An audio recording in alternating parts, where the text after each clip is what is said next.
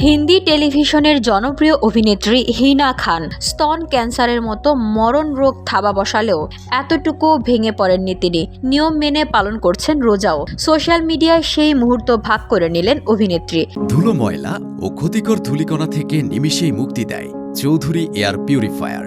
এর শক্তিশালী সাকশন ঘরের কোনায় কোনায় লুকিয়ে থাকা সকল ধুলা টেনে ফিল্টার করে এবং বের করে আনে নির্মল ও স্বাস্থ্যকর হাওয়া।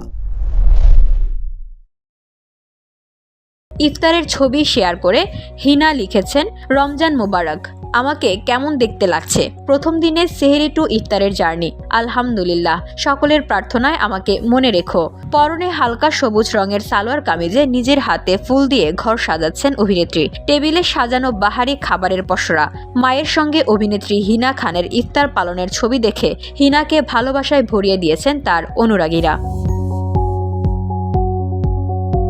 VOD Bangla news desk.